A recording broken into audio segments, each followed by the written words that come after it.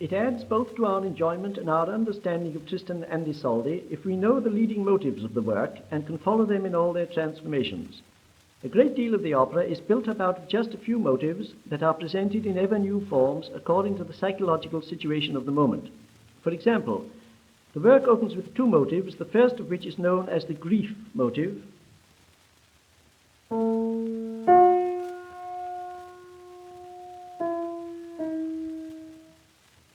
while the second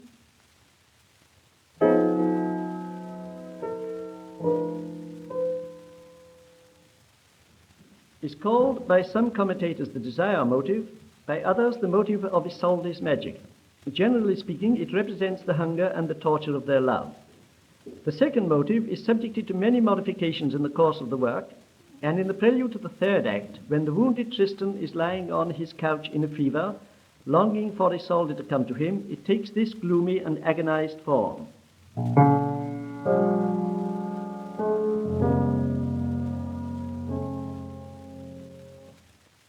And a little later,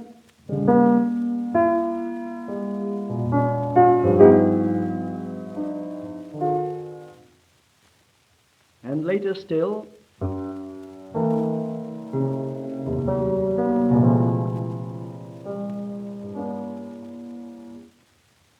and we hear it again in the oboes and English horn in almost the very last bar of the opera, this time with other harmonies.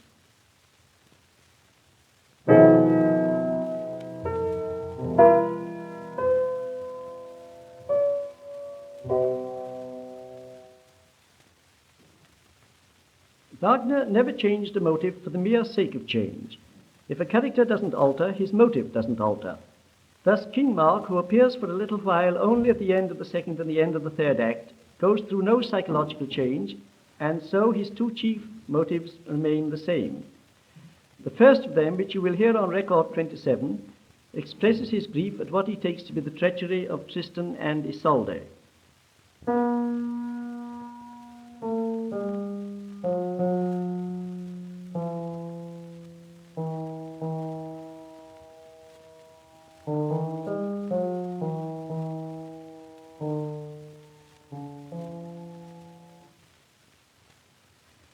The second, which appears a little later, depicts the grave, noble, rather sad nature of the good old man.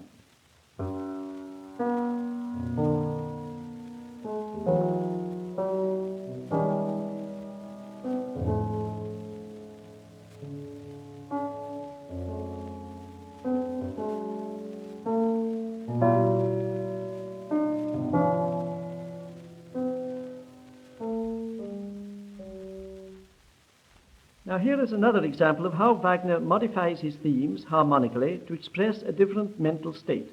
The second act opens with an impetuous motive that symbolizes the glaring day that the lovers hate. In the second act, when the lovers are surprised by Melot and the others, Tristan says sadly, "The barren day this last time dawns," and we hear the day motive in these mournful forms.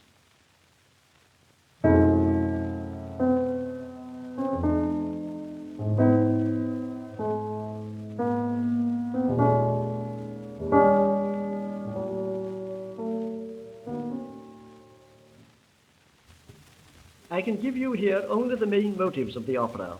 Here are some more of them from the prelude. The motive of the hero Tristan.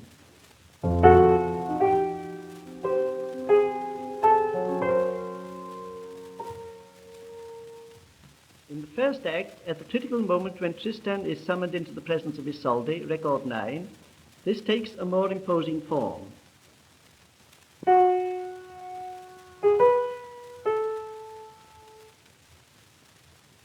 Next, in the prelude, comes the expressive motive of the look, the meaning of which you will find in the text of record 6.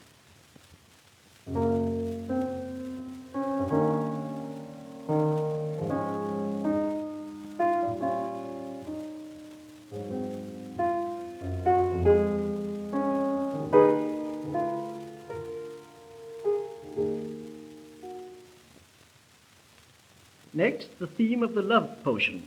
The three notes in the bass near the end are important. They constitute the death motive.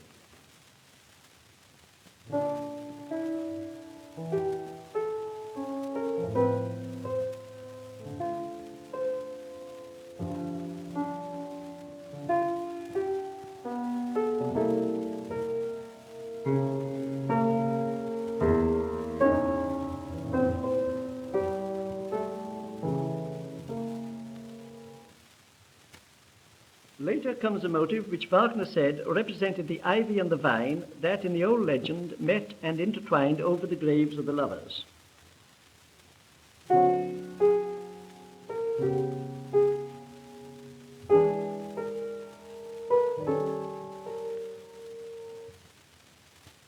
Then the motive of longing for death.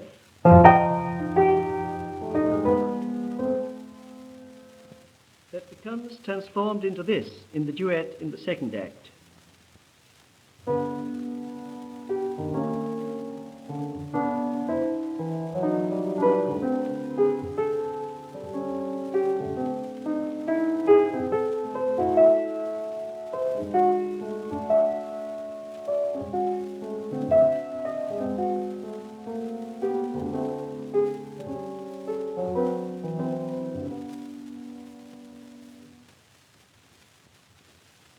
In the first act, there is an important motive sung by Isolde to the words, "Death, devoted head, death, devoted heart."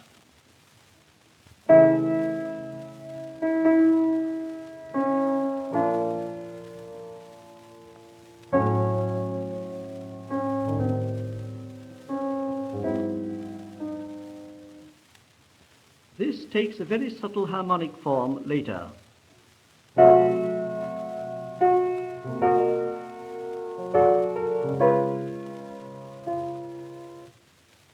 In the prelude to the second act, record 15, comes the ecstasy motive.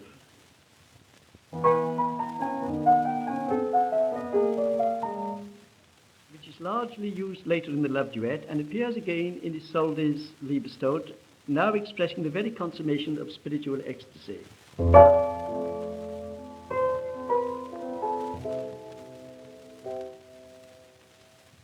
The following motive, which takes various forms and is here skeletonized,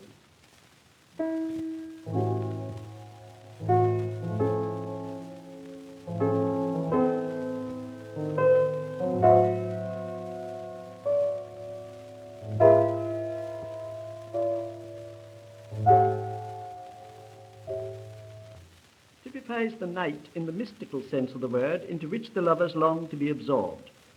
The motive of union beyond death appears first in the second act, record 25, and at the end of the opera it forms the commencement of the Liebestod.